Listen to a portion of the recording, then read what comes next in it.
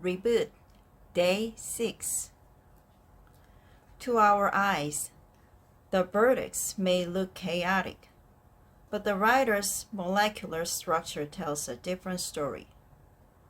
The molecules may seem distanced from each other, but there is a certain order among them. And you can see a molecular structure that is arranged and structured in accordance with a certain rule. This realization completely changed what I had thought and imagined about chaos all those years. There it was, hiding in chaos. A neatly organized order that only looked chaotic and random to my eyes. That got me thinking.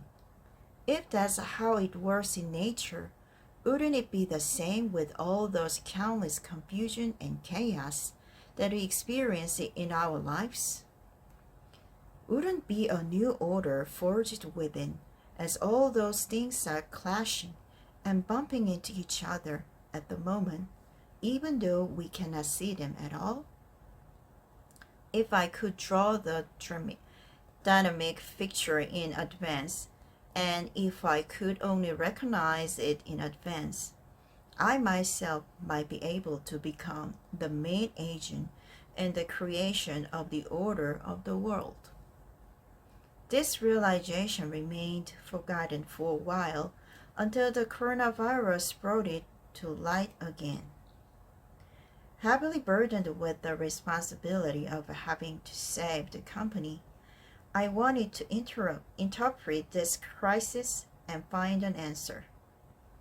I pulled out the book that had been shelved all those years, dusted off, and opened it. Reading the book again, I spent quite a long time racking my brain and thinking hard about chaos and order. Now the pandemic is no longer a nemesis that I feared or wanted to stay away from. I decided to accept this chaotic situation as another natural phenomenon. How to find opportunity in a new order. If the energy of chaos is substantial, that means there is an even bigger order being forged within that chaos. In the wake of the coronavirus outbreak, our society seems to have come to a screeching halt.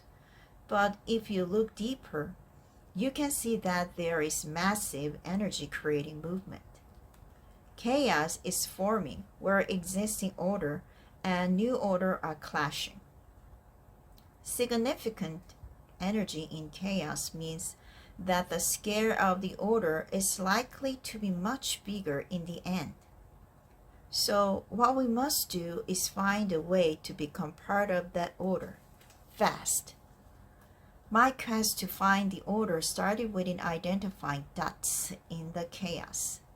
The dots can be pieces of information, knowledge, or an awakening. If you start from one of these dots and connect it with each other within another dot associated with it, then you have a line. Once you get this line, the previously meaningless dots become meaningful. And when you connect another dot to this line, you start to see a shape soon. With enough dots, the shape grows into a real-life, three-dimensional object. The last stage in this quest for me was to find out where I stand in relation to that object and figure out an order that makes sense to me as an individual.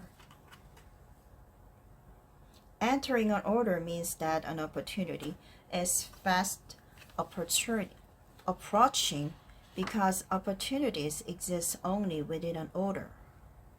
The dots were ambiguous while I was searching for that individual order. But before long, these little ambiguous dots that represented the knowledge and information that I had started growing bigger and clearer. One example is the blockchain technology that I've been paying attention to since last year. Blockchain technology is called the public ledger and it is public because all transaction data is shared and stored by all users who participate in digital networks instead of being monopolized by conventional banks or only a few specific individuals. In the midst of the pandemic, I read a news article that reported that people are avoiding using cash or credit cards because of the risk of contagion.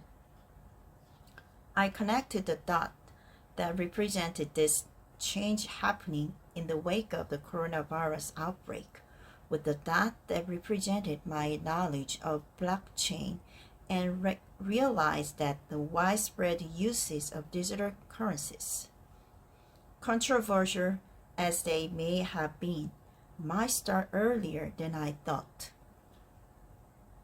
Then I saw that the Korean government was providing universal basic income for disasters to its entire population.